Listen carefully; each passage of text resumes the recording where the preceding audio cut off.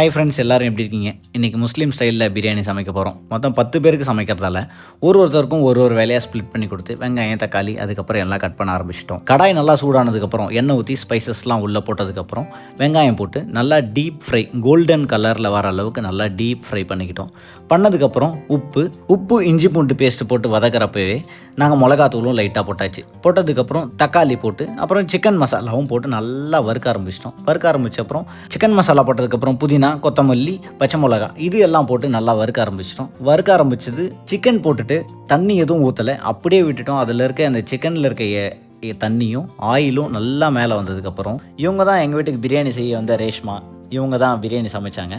இதில் இதனுடைய கன்சிஸ்டன்சி என்ன அப்படின்னா, 1 கப் அரிசிக்கு 1 கப் தண்ணி தான் நாங்கள் ஊற்றணும். அந்த தண்ணியை லைட்டாக சூடு பண்ணிக்கிட்டோம். சூடு பண்ணி ஒரு 5 to 10 மினிட்ஸ் கொதிச்சதுக்கப்புறம் கீ போட்டுக்கிட்டோம். கீ போட்டு லைட்டாக அந்த தண்ணியெலாம் அடியில் போகிற அளவுக்கு நல்லா கிண்டி விட்டுட்டு புதினாவை லைட்டாக மேலே தூவி விட்டுட்டோம் வாசனைக்காக. மூடிட்டு ஒரு 20 மினிட்ஸ் தம் நல்லா இருக்கட்டும். கரெக்டாக 20 மினிட்ஸ் ஆச்சு தம் விட்டதுக்கப்புறம். தம் எடுத்து பார்த்தோம் அப்படின்னா அரிசி லைட்டாக வேகாமல் இருந்தது. திரும்ப ஒரு 10 மினிட்ஸ் தம் போட்டு வேக வச்சு எடுத்துட்டோம். பிரியாணி கன்சிஸ்டன்சி எல்லாமே ரொம்ப ரொம்ப சூப்பராக வந்திருக்கு. இப்போ தான் நான் ஃபஸ்ட் டைம் இந்த மாதிரி முஸ்லீம் ஸ்டைல் வீட்டில் செஞ்சு சமைச்சு பார்க்குறேன். இது கூடவே சைட் டிஷ்ஷாக நாங்கள் என்ன பண்ணால் சிக்கன் 65 போட ஆரம்பிச்சிட்டோம். அது ஒரு ஆள்கிட்ட கொடுத்து இன்னொரு பக்கம் பாயசம் செய்ய ஆரம்பிச்சிட்டோம். இன்றைக்கி ஒரு நல்ல விருந்து தான் அப்படின்னு சொல்லிட்டு ஒரு 10 பேரும் இலையை போய் கட் பண்ணிவிட்டு வந்து உட்காந்து சாப்பிட ஆரம்பிச்சிட்டோம்.